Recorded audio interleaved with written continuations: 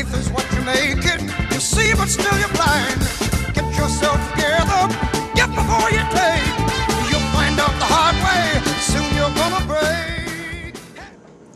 How do you do, ladies and gentlemen? This is my regular Sunday blog.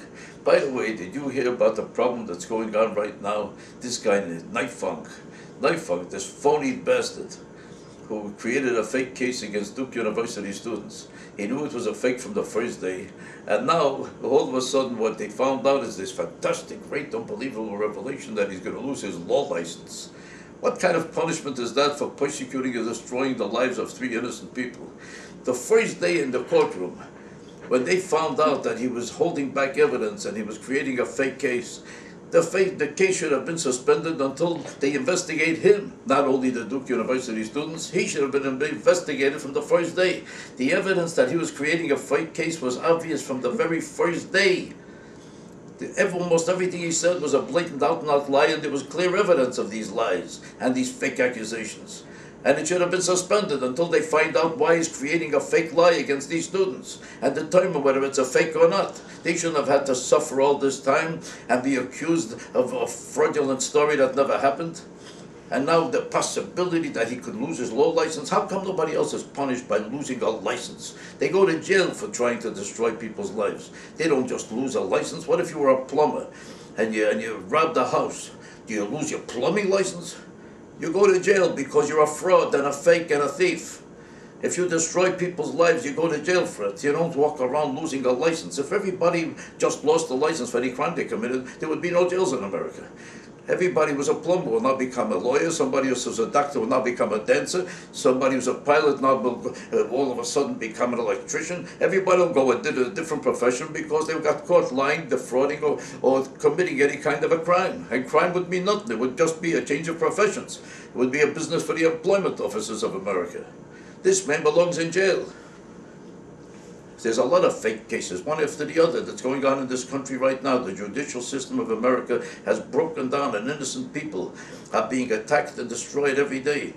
And there's injustice in the justice system of the courts every hour. Even right now, there was a case that is a ridiculous, unbelievable case of a stupid, obnoxious judge, some kind of a weird, disgusting pervert who's suing a pathetic Korean family who owns a tailor shop for $54 million because they lost his pants. He brought in a suit, they brought him back the jacket, and they lost the pants. Because they lost the pants, how much is a pair of pants worth?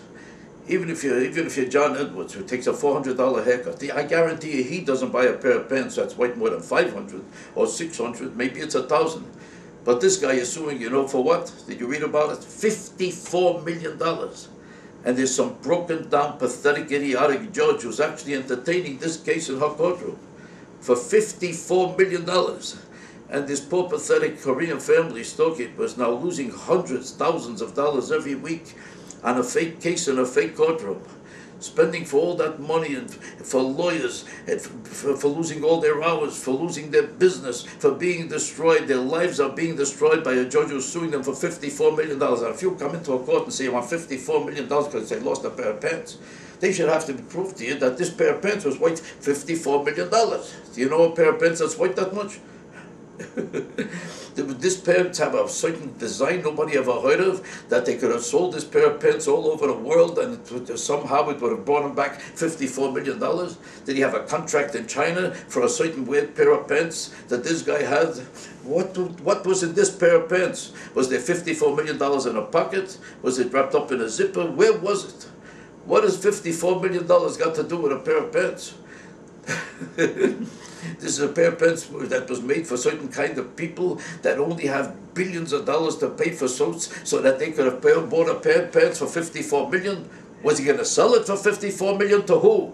Where was the customer for this pair of pants that made it worth $54 million? And why should a poor, pathetic family be destroyed by a man like this? They even offered him $12,000 back, $12,000 as a payment so that he should give up his case against them, and he wouldn't take it because this pair of pants is not worth $12,000. He would be taking a loss between $12,000 and $54 million. He's waiting for a $54 million to come in, and this courtroom lawyer. I mean, judge. This lady who's the judge of the case keeps entertaining this case. Now, forget about what's wrong with this judge who started the case. What's wrong with this judge who's taking charge of this case? The judge in this courtroom has got to be sicker than him. How nuts or sick is this judge to be entertaining this kind of a case? This is a frivolous, phony, disgusting case, and this judge should be put in a sanitarium, and this judge who's handling the case in the courtroom is nuts too. She belongs in jail too. For this idiotic lady who's the judge of this case, for her to be entertaining a case about 54 million for a pair of pants, for her to be that nuts, she must have a skirt probably that she's wearing right now that's worth 740 million, or maybe 930 billion. You have to be that nuts to think that you should be entertaining this case and wipe out a poor family of this kind of a story. I don't know who belongs in a sanitarium more, the guy who's running the case or the one who's judging the case. It's a great contest of insanity. There should be a judge right now to judge who's more nuts between these two people and which one should be put away first, probably for the rest of their lives, so they shouldn't be persecuting innocent people for as long as they live. This case is as good as the knife funk case, which is as good as the school Olympic case. This is an example of all the injustice going on in this country by sick, vicious, obnoxious, disgusting people who have support from a court system that's out of control. We either do something about the court system or rip up the Constitution and start admitting that we don't belong in this country because it's not a democracy anymore. Either fix it or let's get the hell out of here. Going places